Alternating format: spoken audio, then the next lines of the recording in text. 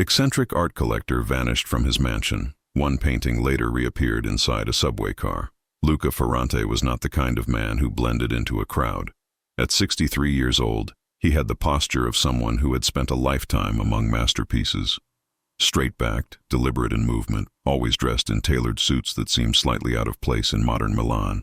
His silver hair was swept back in a style that recalled old Italian cinema, and he wore round spectacles that magnified his pale blue eyes, giving him an owlish, contemplative appearance.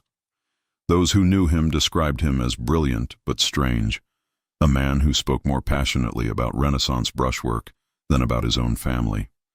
Luca lived alone in a sprawling 19th-century villa on the outskirts of Milan near the Naviglio Grande. The mansion itself was a relic, 3 stories of faded ochre stucco, iron balconies wrapped in ivy, and tall windows that glowed amber at night when Luca moved through the rooms. Neighbors rarely saw him. He had no close friends, no spouse, no children. His life revolved entirely around his collection. Over 200 paintings, sculptures, and rare manuscripts acquired over 4 decades. Some pieces were valuable, others obscure. But to Luca, each one was irreplaceable. He had inherited the villa and a modest fortune from his father, a textile merchant in the early 1980s. Instead of expanding the family business, Luca sold it and poured everything into art. He traveled across Europe, attending auctions, visiting private estates, negotiating with dealers in dimly lit galleries. His collection grew eclectic: Baroque religious panels, surrealist oils, forgotten works by minor futurists. He kept meticulous records in leather-bound journals, noting the provenance of each piece, the circumstances of its acquisition, even his emotional response upon first seeing it. People in the neighborhood still remember the sight of Luca walking to the local mercato on Saturday mornings, always alone, always carrying a canvas shopping bag. He would buy fresh bread, a few vegetables, a bottle of wine. He was polite but distant, never lingering for conversation. The woman who ran the bakery once said he seemed like someone living in another century, as if the modern world was just noise he had learned to tune out. Before we go further into Luca's story, I want to take a moment to thank you for being here. If you're drawn to mysteries like this, stories that pull you into the unknown and leave you questioning what really happened, please consider subscribing. It helps us continue bringing you these deep dives into the strange and unexplained. Now, let's continue. Luca's daily routine was rigid. He woke at 6, made espresso in a vintage mocha pot, and spent the morning in his studio, a converted ballroom on the 2nd floor where he restored and cataloged his collection. He rarely used his phone. He had no computer. His only connection to the outside world was a landline and a small television he kept in the kitchen, though he seldom turned it on. In the afternoons, he would walk the grounds of the villa, inspecting the garden that had long since grown wild. In the evenings he read art history, philosophy, poetry. He went to bed early, often by 9. It was a life of solitude, but those who knew him insisted it was a solitude he chose, not one imposed upon him. But there was one painting in Luca's collection that stood apart from all the others. It was a small oil on canvas, roughly 60 by 80 centimeters, depicting a narrow alleyway at dusk. The buildings on either side were rendered in loose, expressionistic strokes, dark blues and grays, with a single street lamp casting a pale yellow glow onto wet cobblestones. In the distance, barely visible, was the silhouette of a figure walking away, their back to the viewer. The painting had no signature. Luca had acquired it in 2018 from an estate sale in Verona. The deceased owner had been an elderly schoolteacher with no heirs, and her belongings were sold off in a dusty auction house near the Adige River. Luca paid €300 for it, a modest sum even for an unsigned work. But something about the painting captivated him. He hung it in his bedroom, across from his bed, so it was the first thing he saw each morning and the last thing he saw before sleep. He wrote about it often in his journals. In one entry from late 2018, he described the painting as a doorway, not a scene. He wrote that looking at it made him feel as though he were standing at the threshold of something vast and unknowable, something just beyond reach. He speculated about the artist, perhaps a student, Perhaps someone who had painted only this one piece and then abandoned the craft. He wondered about the alleyway itself. Was it real? Had the artist walked through it? Was the figure in the distance a self-portrait, or someone the artist had lost? Luca's fascination with the painting bordered on obsession. He would sit in front of it for hours, studying the brushwork, the play of light, the way the figure seemed to dissolve into shadow. He began to dream about it, dreams in which he walked down that alley, following the figure, never quite catching up. By early 2024, Luca had become even more reclusive. He stopped going to the mercato. He had groceries delivered. He ignored calls from the few distant relatives who still checked in on him. His housekeeper, Signora Bianchi, who came twice a week to clean, noticed the change. She later told investigators that Luca seemed distracted, almost feverish. He would forget conversations they'd had just days earlier. He stopped shaving. His clothes, usually immaculate, were wrinkled and stained. He was somewhere else, she said, not in this world. On the morning of March 14, 2024, Signora Bianchi arrived at the villa as usual, letting herself in with the key Luca had given her. She called out, but there was no answer. She assumed he was in his studio. But when she climbed the stairs and opened the door, the room was empty. The lights were on. A half-finished cup of espresso sat on the desk, still warm. She checked the bedroom. The bed was made. She checked the kitchen, the library, the garden. She called his name, her voice echoing through the high-ceilinged rooms. Nothing. Then she noticed something that made her stop. The painting, the one Luca had hung across from his bed, was gone. The wall was bare except for a small nail and a faint rectangular outline where dust had settled around the frame. Signora Bianchi felt a chill. She called the police. When the Polizia di Stato arrived at the villa that afternoon, they found everything exactly as Signora Bianchi had described. The front door was locked from the inside. The windows were secure. There were no signs of forced entry, no signs of struggle, no indication that anyone other than Luca had been in the house recently. His wallet, his identification card, and his house keys were still on the nightstand in his bedroom. His coat hung on the rack by the door. His shoes, he owned only 3 pairs, were all accounted for, lined neatly in the closet. The officers walked through the villa room by room, their footsteps echoing on the marble floors. The place felt frozen in time, like a museum after hours. Dust floated in the shafts of afternoon light. The air smelled faintly of old paper and linseed oil. In the studio, they found Luca's journals stacked on the desk. The most recent one opened to an entry dated March 13th, the day before his disappearance. The entry was brief, written in Luca's precise, slanting handwriting. "I have decided. Tomorrow, I will follow." That was all. No explanation, no context, just those 6 words. The lead investigator, Ispettore Davide Moretti, a veteran of the Milan police with over 20 years of experience, read the entry several times. He was a pragmatic man, not given to speculation, but something about the phrase unsettled him. Follow what? Follow whom? He photographed the page and continued the search. In the bedroom, the absence of the painting was conspicuous. Moretti stood in front of the bare wall, studying the nail, the outline in the dust. He asked Signora Bianchi to describe the painting. She did her best. An alley, a street lamp, a figure in the distance, but she admitted she had never paid it much attention. It was just one of many paintings in a house full of art. "Did Signor Ferrante ever talk about selling it?" Moretti asked. "No," she said. "He never sold anything. He only bought." "Did he mention taking it somewhere? For restoration, perhaps?" She shook her head. He did all his own restoration work. He wouldn't trust anyone else. Moretti made a note. He asked if Luca had seemed upset, frightened or threatened in recent weeks.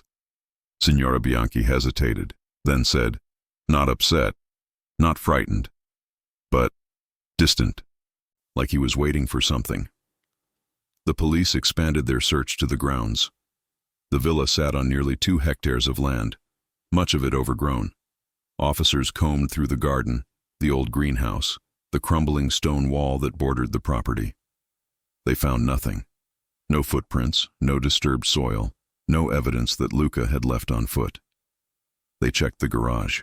Luca's car, a dark green Lancia from the 1990s, was still there, covered in a thin layer of pollen. The odometer showed it hadn't been driven in weeks. They contacted taxi companies, ride-share services, and the nearby train station. No one had picked up a fare from the villa. No one matching Luca's description had been seen boarding a train. By evening, the case had been classified as a missing person investigation. Moretti returned to the station and began building a timeline. Luca had last been seen on March 12th, 2 days before Signora Bianchi's discovery, when he had signed for a grocery delivery at the front door.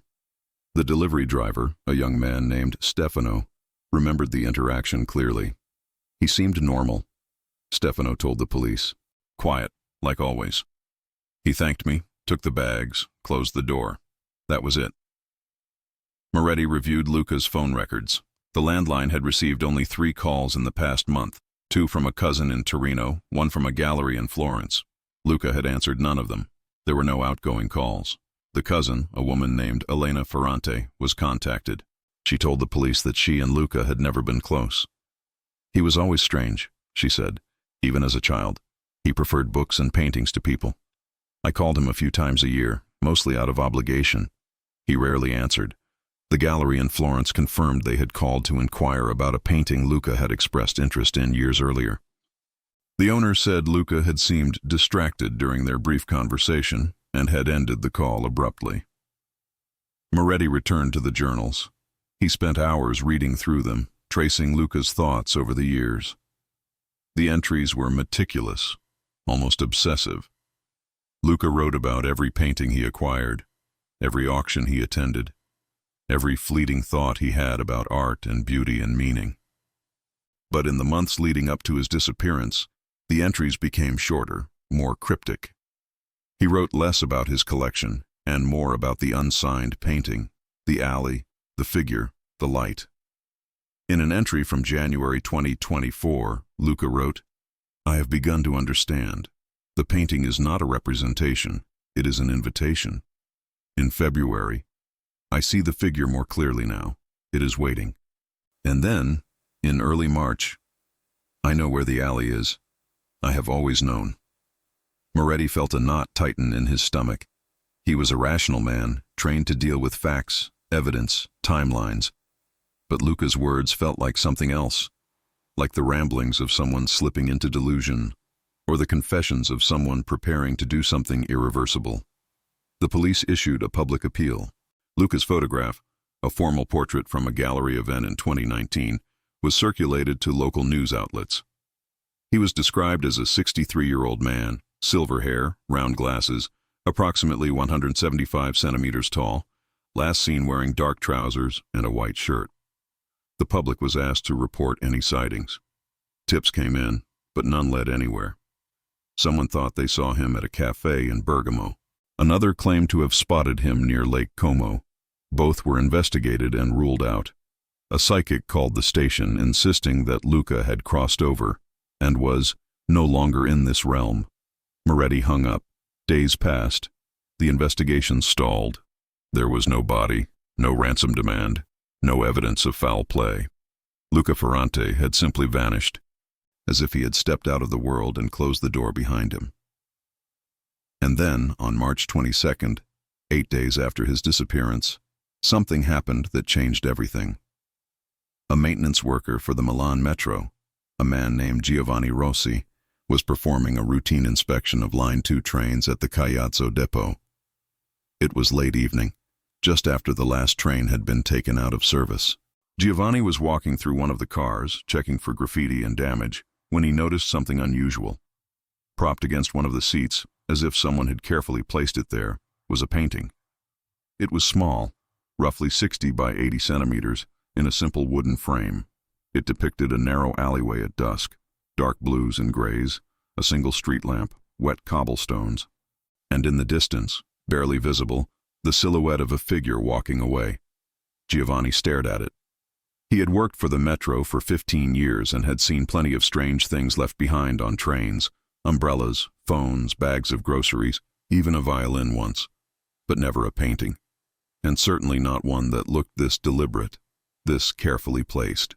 He took a photo with his phone and reported it to his supervisor. The supervisor, unsure what to do, contacted the police. When Ispettore Moretti arrived at the depot an hour later and saw the painting, his blood ran cold. Ispettore Moretti stood in the fluorescent-lit train car, staring at the painting. The depot was quiet except for the hum of ventilation systems and the distant clatter of tools from the maintenance bay. Giovanni Rossi stood beside him, shifting his weight nervously from foot to foot. "You're certain this is how you found it?" Moretti asked. "No one moved it?" "Exactly like this," Giovanni said, leaning against the seat, right there. "I thought maybe someone forgot it. But who forgets a painting on the metro?" Moretti crouched down, studying the piece without touching it. Even in the harsh overhead light, the painting had a strange quality. The way the shadows seemed to deepen the longer you looked, the way the figure in the distance appeared to shift slightly, as if caught mid-step. He thought of Luca's journal entries, the obsessive descriptions, the cryptic final words, "I will follow." He called for a forensics team. Within the hour, the train car had been cordoned off. Technicians in white suits photographed the painting from every angle, dusted the frame for fingerprints, swabbed for DNA. They examined the seat, the floor, the surrounding area. They found nothing. No prints, no fibers, no biological evidence. The painting was clean, as if it had materialized out of thin air. Moretti had the piece carefully removed and transported to the station. He contacted Signora Bianchi and asked her to come identify it. She arrived the next morning, her hands trembling as she looked at the canvas through the evidence room window. "That's it," she whispered. "That's Signor Ferrante's painting. I'm sure of it." "You're certain?" "You said you didn't pay much attention to it." "I remember the frame," she said, pointing. "That scratch on the corner there. And the alley. Yes, I remember the alley. It hung in his bedroom for years." Moretti thanked her and sent her home. He stood alone in the evidence room, arms crossed, trying to make sense of it. How had the painting gotten from Luca's bedroom to a metro train? And more importantly, where was Luca? The forensics report came back 2 days later. The fingerprints on the frame belonged to Luca Ferrante. No one else's. The wood of the frame showed no signs of recent handling by gloved hands. The canvas itself was undamaged, the paint stable. There was no indication it had been removed forcibly or in haste. Whoever had taken it from the villa had done so carefully, deliberately. Moretti's team began reviewing security footage from the metro system. Line 2 ran from Abbiategrasso to Gessat, cutting through the heart of Milan. The train where the painting was found had made over 40 trips on March 22nd before being taken out of service. Hundreds of passengers had boarded and exited. The cameras inside the train cars were old, low resolution, and positioned to capture faces near the doors, not objects left on seats. Still, the team went through every frame. They saw commuters, tourists, students, elderly passengers with shopping bags. They saw people reading, sleeping, staring at their phones. But they saw no one carrying a painting, no one placing anything against the seats. The footage was grainy, full of blind spots, but the absence was conspicuous. "It's like it just appeared," one of the junior officers said. Moretti didn't respond. He was thinking about the depot, about the timing. The train had been inspected that morning before going into service. Giovanni confirmed that the painting hadn't been there then, so it had been placed on the train sometime during the day, during one of its many trips through the city. The team expanded their search to station cameras. They focused on the stops along Line 2, looking for anyone matching Luca's description, anyone carrying a framed painting. Days of footage, thousands of faces. They found nothing. Moretti authorized a public appeal. The painting was photographed and shown on local news broadcasts. The anchor, a polished woman in her 40s, held up a printed image and addressed the camera. "If you were on Metro Line 2 on March 22nd and saw this painting, or saw anyone carrying it, please contact the police immediately." The tip line lit up. People called claiming they had seen the painting. A woman said she had sat next to it on her way to work. A teenager said he had taken a photo of it because it looked creepy. But when investigators followed up, the stories fell apart. The woman couldn't remember which stop she had boarded at. The teenager couldn't produce the photo. Most of the calls were from people who had seen the news and convinced themselves they remembered something they hadn't actually witnessed. One call, however, stood out. It came from a man named Marco DeLucci, a 40-year-old accountant who commuted daily on Line 2. He told the police he had been on the train around midday on March 22nd, traveling from Cadorna to Laredo. He remembered seeing the painting. It was strange, Marco said when Moretti interviewed him at the station. I noticed it because, well, you don't see paintings on the metro. It was just sitting there, leaning against the seat, like someone had left it. I thought about taking it, maybe turning it in to Lost and Found, but I was running late for a meeting. Did you see who left it? Moretti asked. Marco shook his head. No, when I got on at Cadorna, it was already there. The car wasn't crowded, maybe 10, 12 people. No one was sitting near it. No one seemed to notice it except me. Can you describe the other passengers? Marco closed his eyes, trying to remember. There was a woman with a stroller, a couple of students with backpacks, an older man in a suit, reading a newspaper, a guy in a construction vest. No one unusual. No one carrying anything large. Moretti showed him Luca's photograph. Was this man on the train? Marco studied the image for a long moment, then shook his head. I don't think so. I don't remember seeing him. It was the same answer Moretti had heard a dozen times. No one remembered seeing Luca. No one remembered seeing anyone place the painting. It was as if the object had simply been there, waiting to be found. The investigation expanded beyond the metro. Moretti's team revisited the villa, searching more thoroughly this time. They brought in cadaver dogs to sweep the property. The dogs found nothing. They drained the old fountain in the garden, checked the walls for hidden compartments, examined the floorboards for signs of disturbance. The villa yielded no secrets. They interviewed Luca's few acquaintances, gallery owners, auction house staff, former university colleagues. Everyone described him the same way: brilliant, eccentric, solitary. No one could imagine him involved in anything criminal. No one knew of any enemies, any debts, any reason someone might want to harm him. He lived for his art, one gallery owner said. That was his whole world. If something happened to him, it had to do with that. I'm sure of it. Moretti returned to the journals. He read them again, more slowly this time, taking notes. He traced Luca's growing obsession with the unsigned painting, the way it had consumed his thoughts in the final months. He read the entry from March 13th over and over. I have decided. Tomorrow, I will follow. Follow. The word gnawed at him. Follow where? Follow whom?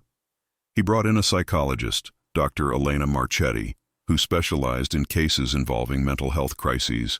She reviewed the journals and offered her assessment. It's possible Signor Ferrante was experiencing a dissociative episode, she said. The obsessive focus on the painting, the cryptic language, the withdrawal from social contact, these are consistent with someone losing touch with reality. He may have believed the painting was communicating with him, guiding him somewhere. Do you think he harmed himself?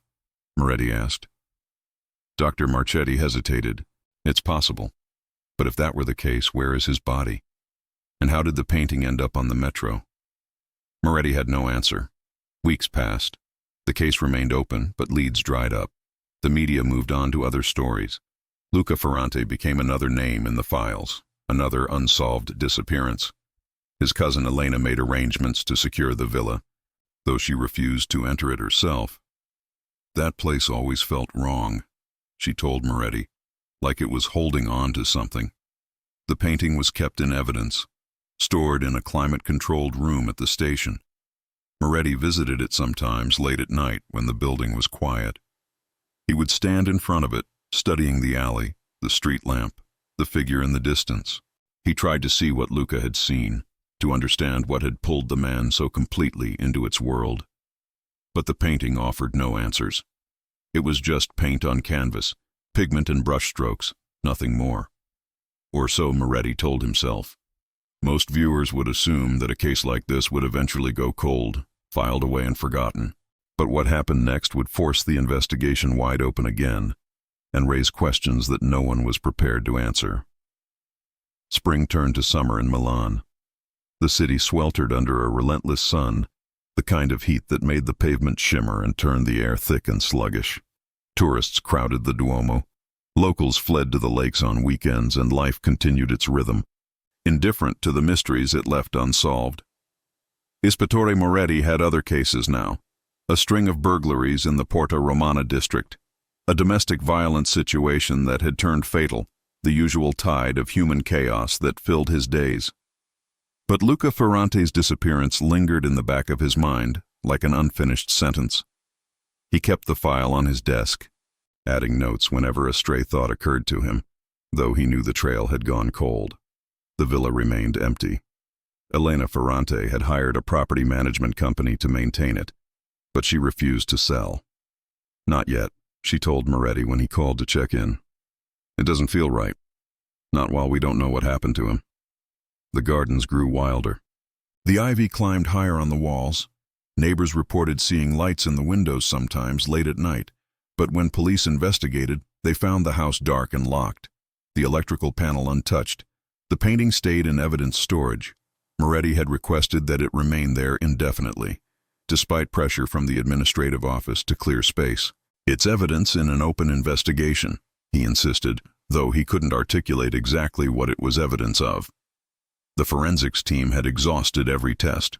The art history department at the Università degli Studi had examined it and concluded it was likely painted sometime in the late 20th century, possibly by an amateur or student, but they could offer no attribution.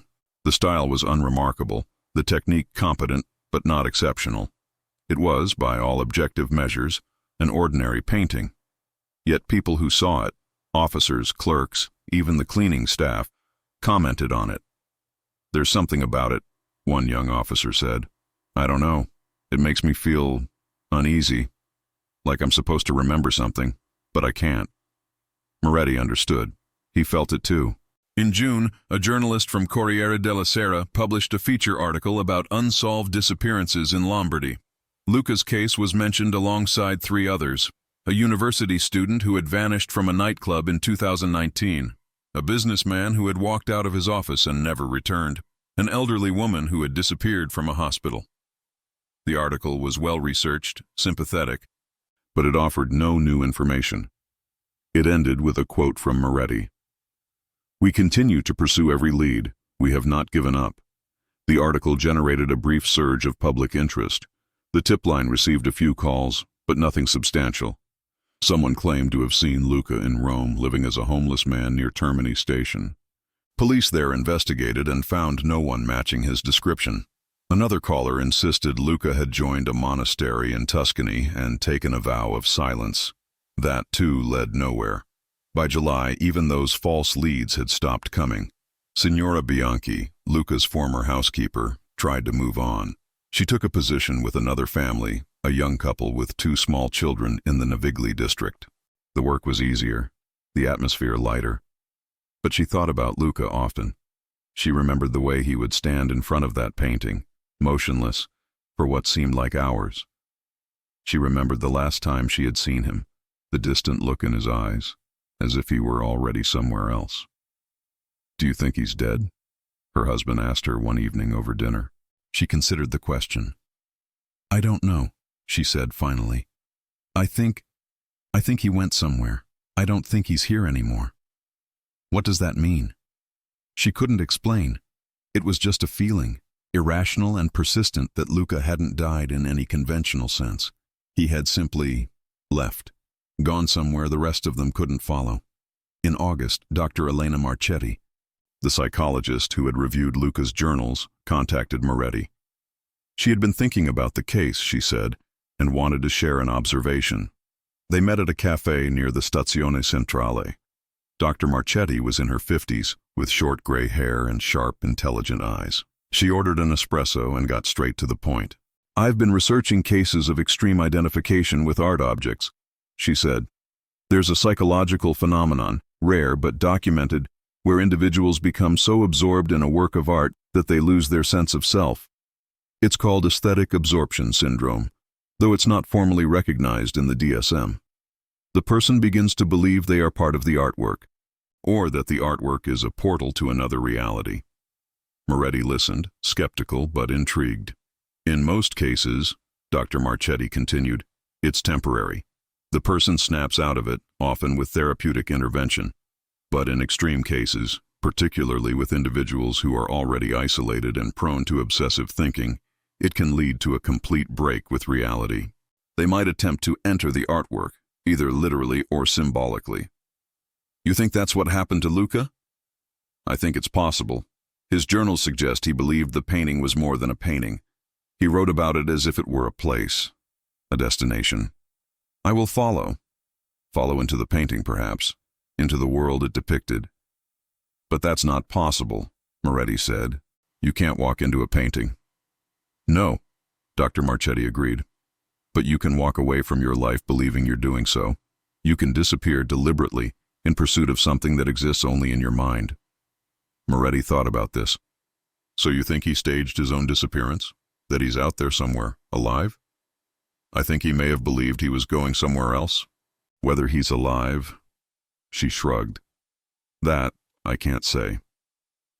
It was a theory, at least. Moretti added it to the file. But it didn't explain the painting on the metro. If Luca had staged his disappearance, why leave the painting behind? Why place it on a train for someone to find?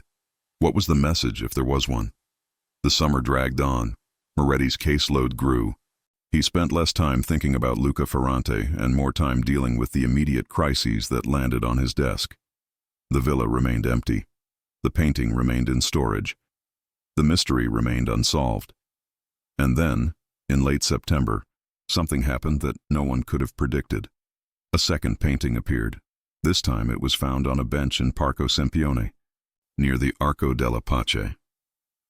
A jogger discovered it early in the morning, propped carefully against the backrest, facing the path as if waiting for someone to notice. It was small, roughly the same size as the first, depicting the same narrow alleyway at dusk. But there was a difference. The figure in the distance, the one that had been walking away in the original, was gone. The alley was empty. When Moretti received the call and arrived at the park, he felt a chill run through him despite the warm morning air. He stood in front of the painting, staring at the vacant space where the figure had been. The brushstrokes were identical. The composition was the same, but the absence was unmistakable. "Is this the same painting?" one of the officers asked. Moretti shook his head slowly. "No, the original is still in evidence. This is something else." He had the painting brought to the station. Forensics confirmed it. This was a different canvas, a different frame. But the style, the technique, the subject matter, it was nearly identical to Luca's painting. A copy, or perhaps a companion piece. And like the first, it bore no signature. Moretti stood in the evidence room, looking at both paintings side by side. The original, with the figure in the distance. The new one, with the figure gone. He thought of Luca's final journal entry, "I will follow." And for the first time since the investigation began, Moretti felt something close to fear. The discovery of the second painting sent shockwaves through the investigation. Moretti immediately reconvened his team, pulling officers from other assignments. The case that had been quietly fading into the archives was suddenly urgent again, alive with new questions that demanded answers. The forensic analysis of the second painting took 3 days. The canvas was newer than the first, likely painted within the past 6 months. The paint showed no signs of aging, no crackling or oxidation. The pigments were modern, commercially available. The frame was simple pine, purchased from any of a dozen art supply stores in Milan.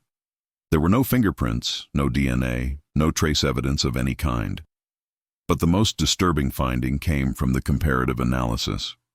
A digital imaging specialist overlaid photographs of both paintings, matching them pixel by pixel.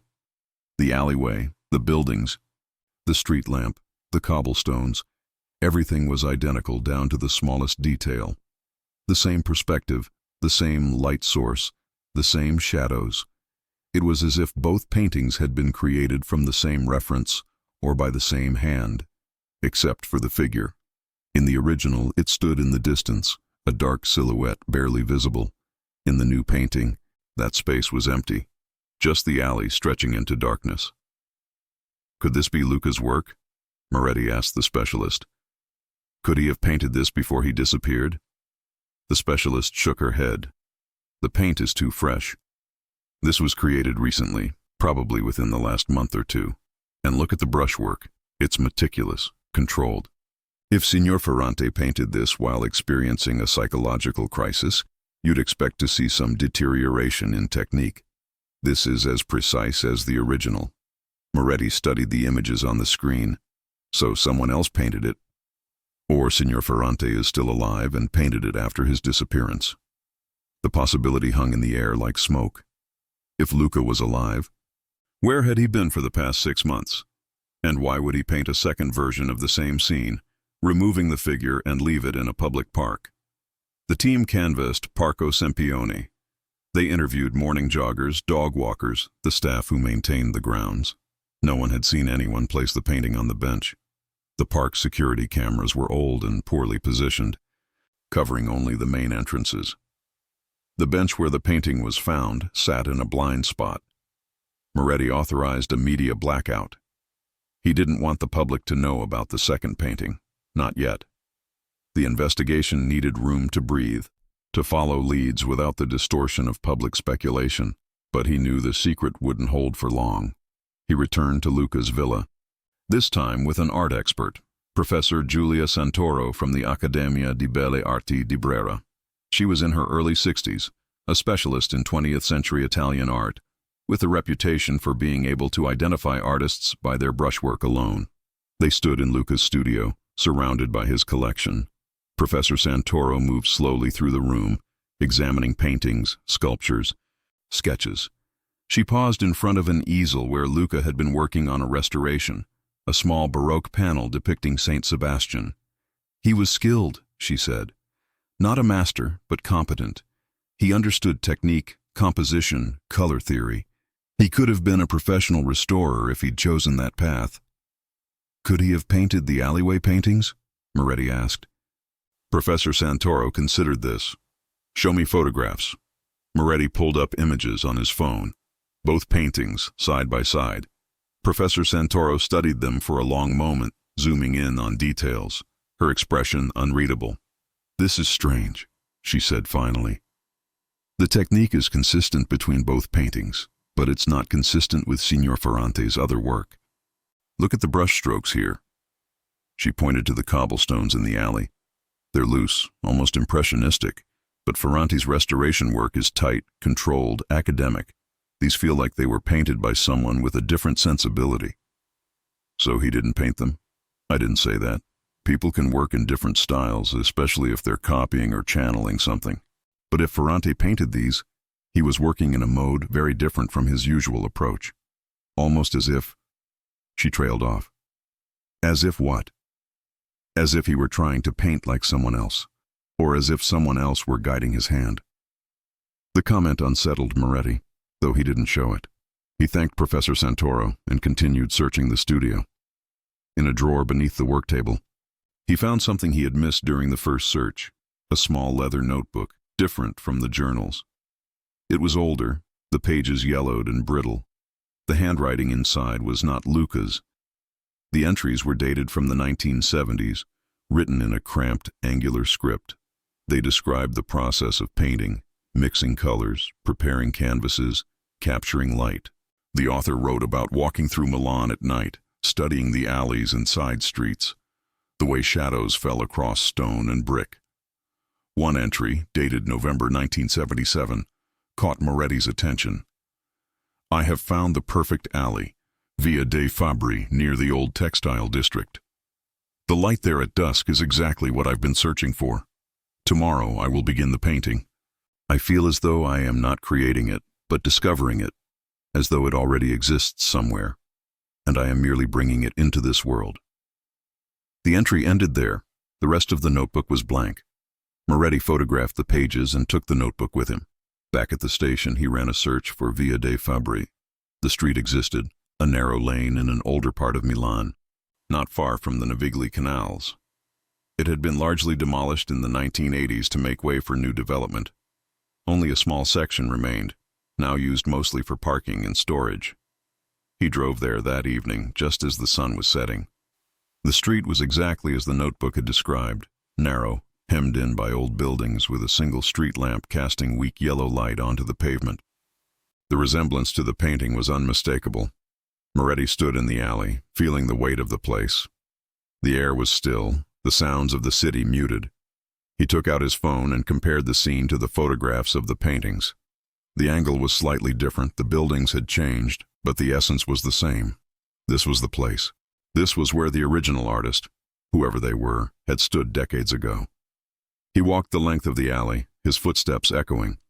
At the far end, where the alley opened onto a wider street, he stopped. This was where the figure in the painting would have been standing, walking away into the distance. A thought occurred to him, cold and irrational. What if the figure was Luca? He shook his head, trying to clear it. He was thinking like Dr. Marchetti's patients, losing himself in symbolism and metaphor. He needed facts, evidence, something concrete. But the feeling persisted. Over the next 2 weeks, Moretti's team worked around the clock. They traced the origins of the first painting, following the paper trail back to the estate sale in Verona where Luca had purchased it. The deceased owner, the schoolteacher, had acquired it in the early 1980s from an unknown source, possibly a flea market or second-hand shop. Before that, the trail went cold. They searched for the author of the notebook.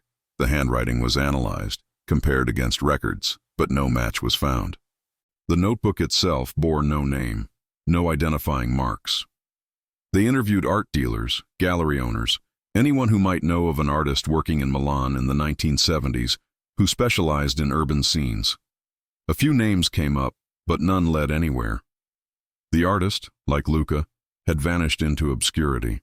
And then, on October 12th, exactly 7 months after Luca's disappearance, a third painting appeared. This time, it was found inside the Galleria Vittorio Emanuele II, one of Milan's most iconic landmarks. A security guard discovered it during his morning rounds, leaning against the window of a high-end boutique. The painting depicted the same alleyway, the same composition, but now, in the distance where the figure had been, and then had vanished, there was something new. A door. It was small, barely visible in the shadows, but unmistakably there. A wooden door, slightly ajar, with a faint glow emanating from within. When Moretti saw it, he felt his hands go cold. The painting was brought to the station. The team gathered around it, silent. No one wanted to say what they were all thinking. "It's a sequence," one of the younger officers finally said. First, the figure walking towards something. Then, the figure gone. Now, a door. It's telling a story.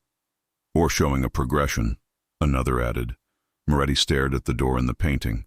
The glow from within was subtle, almost imperceptible, but it drew the eye. It suggested warmth or light, or something beyond. He thought of Luca's journal.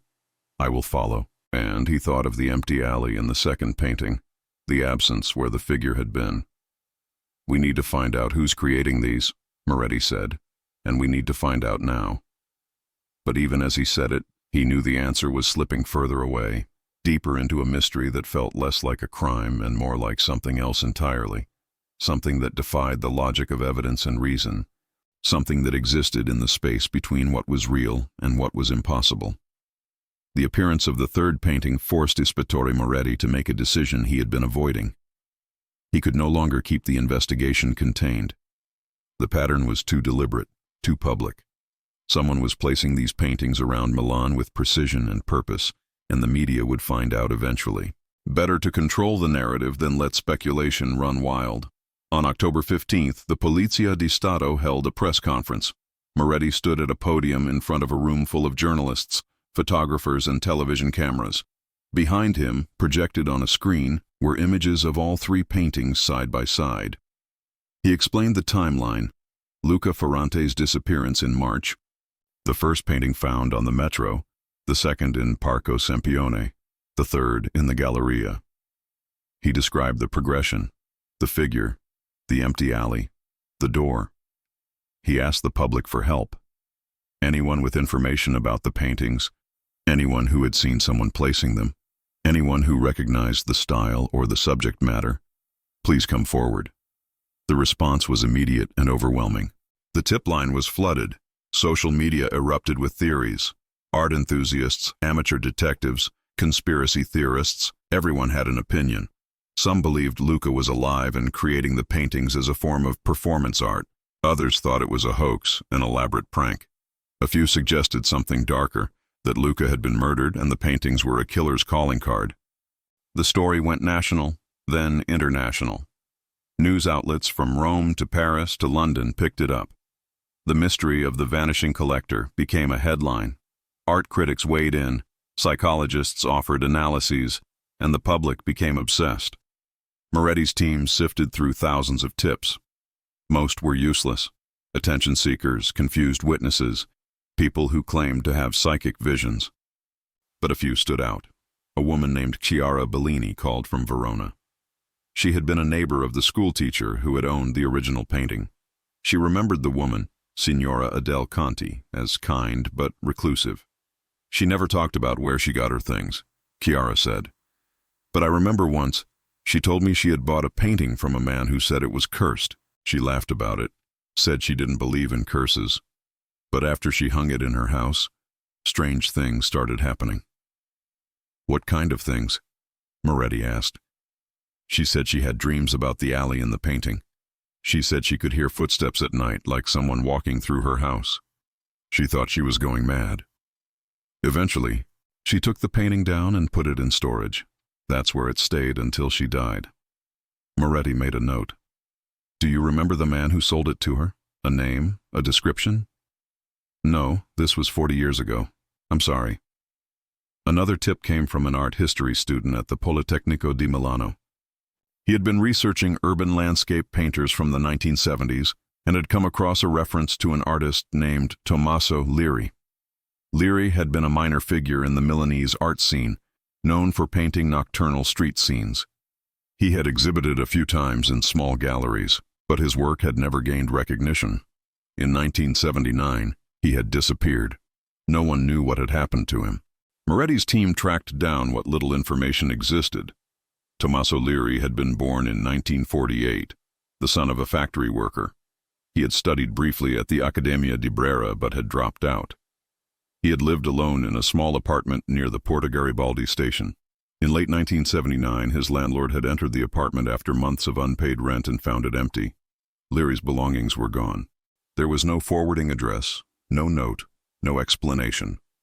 The landlord had kept a few items that Liri had left behind: old newspapers, a broken chair, and a single painting. The painting had been sold at a flea market years later. Moretti felt a jolt of recognition. Do you have a description of the painting?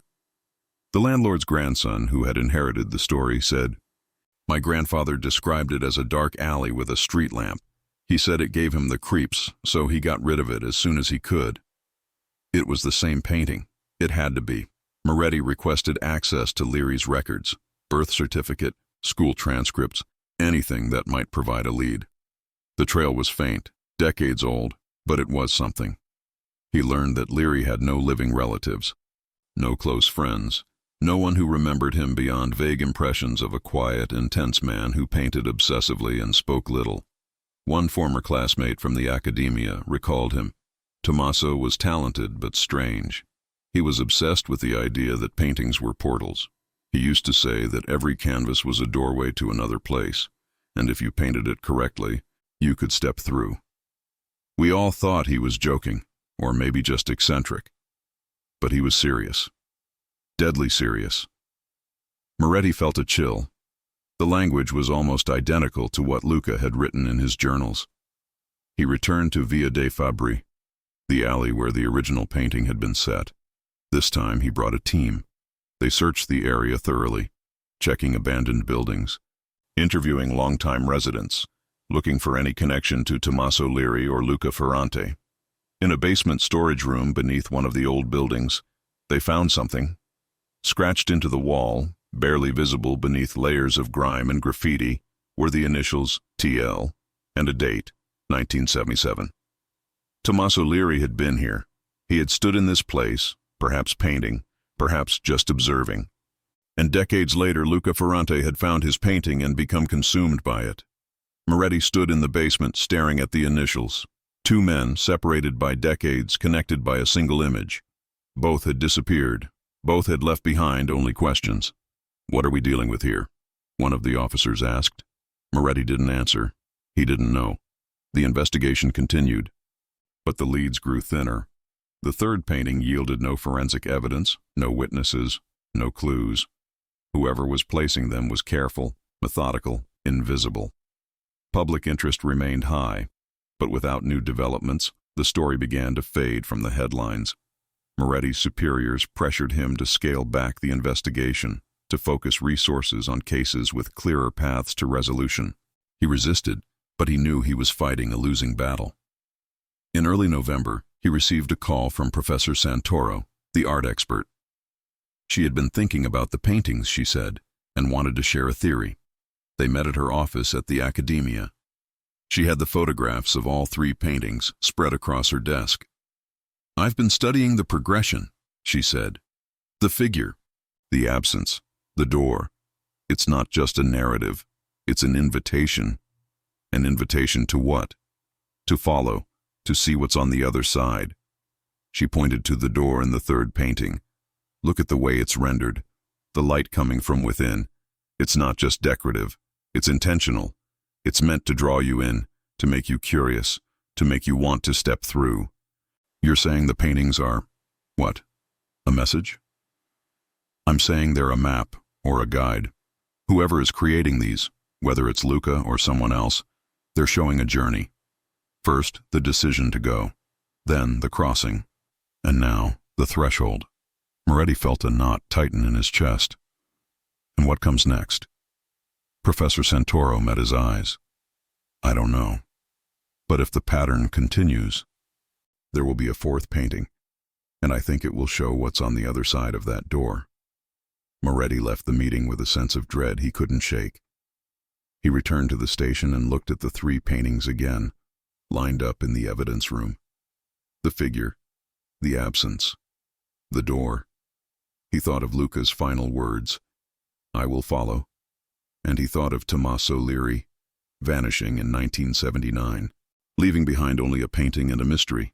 Two men, two disappearances, separated by decades but connected by the same image. And now, someone, or something, was continuing the story. Moretti stood alone in the evidence room, the fluorescent lights humming overhead, and he realized that he was no longer investigating a missing person case. He was standing at the edge of something far stranger, something that defied the boundaries of logic and reason, and he had no idea how to stop it. People in Milan still talk about the paintings. They've become part of the city's folklore, a modern mystery that blends art and disappearance into something haunting and unresolved. Tourists sometimes visit Via dei Fabbri, taking photographs, trying to see what Tommaso Leary saw, what Luca Ferrante saw. But the alley is just an alley, narrow, unremarkable, ordinary, unless you look closely, unless you let yourself see beyond the surface. And then, maybe, you start to understand why some people never come back. Professor Santoro's prediction proved correct. On November 28th, nearly 9 months after Luca Ferrante's disappearance, a fourth painting appeared. This time, it was found in the most unexpected location of all, inside the Chiesa di San Maurizio al Monastero Maggiore, one of Milan's hidden Renaissance treasures, often called the Sistine Chapel of Milan for its breathtaking frescoes. A priest discovered it during early morning preparations for Mass. It had been placed carefully on a pew near the back of the church, positioned so that anyone entering would see it immediately. The painting depicted the same alleyway, the same perspective, the same composition. But now, the viewpoint had changed. The viewer was no longer looking down the alley from the entrance. Instead, the perspective was from inside, looking back toward where the viewer had been standing. The alley stretched away into the distance, the street lamp now behind casting long shadows forward, and in the far background, barely visible, was a silhouette. A figure standing at the mouth of the alley, as if watching, as if waiting. As if someone else was now standing where Luca had once stood. When Moretti arrived at the church and saw the painting, he felt something break inside him. Not fear exactly, but a profound disorientation, as though the ground beneath his understanding had shifted. The progression was complete. The figure had walked into the alley, passed through the door, and emerged on the other side. And now it was looking back. The forensic analysis revealed nothing new. No fingerprints, no DNA, no trace evidence. The paint was fresh, applied within the past week. The technique was identical to the previous three. Whoever was creating these had become a ghost, moving through Milan unseen, leaving behind only these strange, haunting images. The media frenzy reached its peak. The story was everywhere: television, newspapers, podcasts, YouTube videos. Amateur investigators descended on Milan, searching for clues, filming documentaries, creating elaborate theories. Some believed it was performance art, a commentary on obsession and disappearance. Others thought it was a cult, a secret society communicating through symbols. A few insisted it was something supernatural, that the paintings were genuinely cursed, that Luca and Tommaso Leary had literally stepped into another dimension. Moretti gave one final press conference. He stood before the cameras, exhausted, and admitted what he had been reluctant to say. "We have pursued every investigative avenue available to us. We have no suspects, no witnesses, no physical evidence that leads to a perpetrator. Luca Ferrante remains missing. The paintings remain unexplained. This case is not closed, but it has reached the limits of conventional investigation." The admission was met with disappointment, frustration, but also a strange kind of acceptance. Some mysteries, it seemed, were meant to remain unsolved. In December, Moretti retired from the Polizia di Stato. He had served for 23 years, solved countless cases, brought closure to dozens of families. But Luca Ferrante's disappearance haunted him in a way nothing else had. On his last day, he visited the evidence room one final time. The 4 paintings were still there, lined up in sequence, telling their silent story. He stood before them for a long time, trying to see what Luca had seen, trying to understand what had pulled the man so completely into their world. But the paintings offered no answers. They were just images, paint on canvas, light and shadow, nothing more. Or so he told himself. Before he left, Moretti made one final entry in the case file. "I believe Luca Ferrante chose to disappear.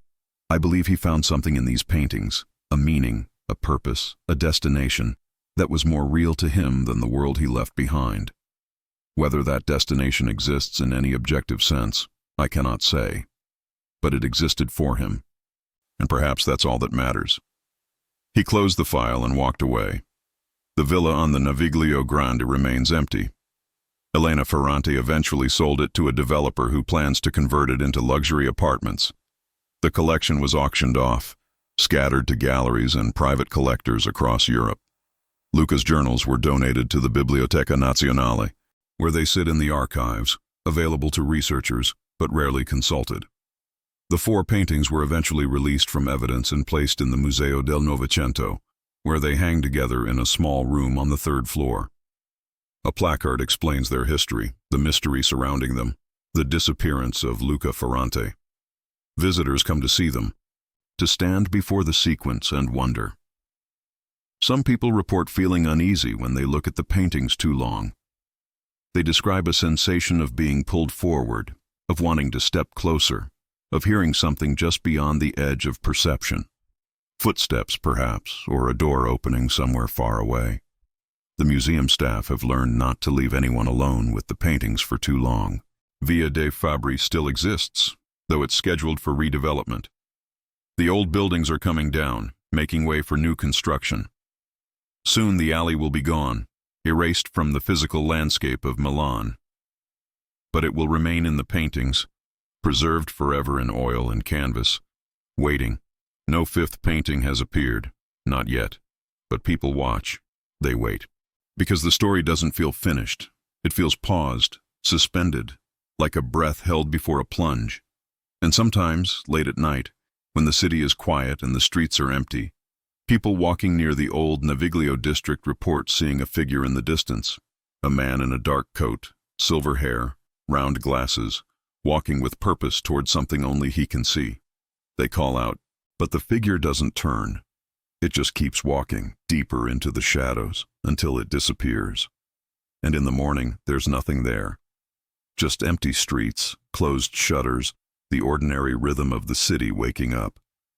But the question remains, whispered in cafes and discussed in university seminars, and debated on late-night radio shows.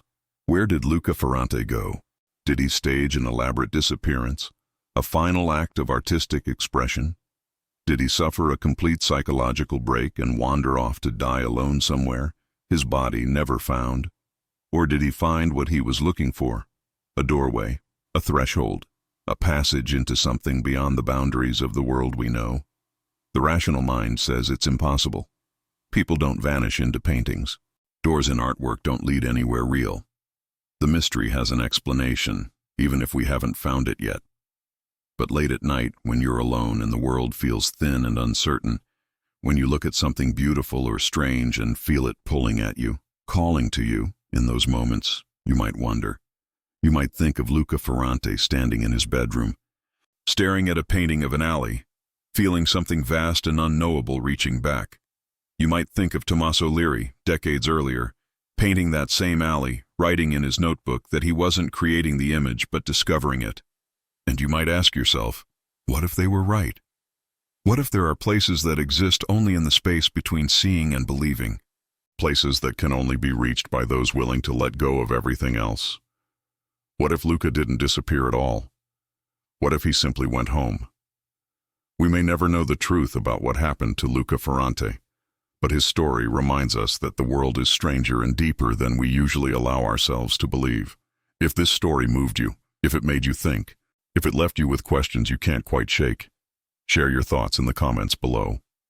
What do you think happened to Luca? And would you follow if you found a painting like that? Thank you for watching. Subscribe for more stories that explore the mysteries we can't explain, the disappearances we can't solve, and the questions that keep us awake at night. Until next time, stay curious, stay questioning, and remember, sometimes the things we're searching for are searching for us too.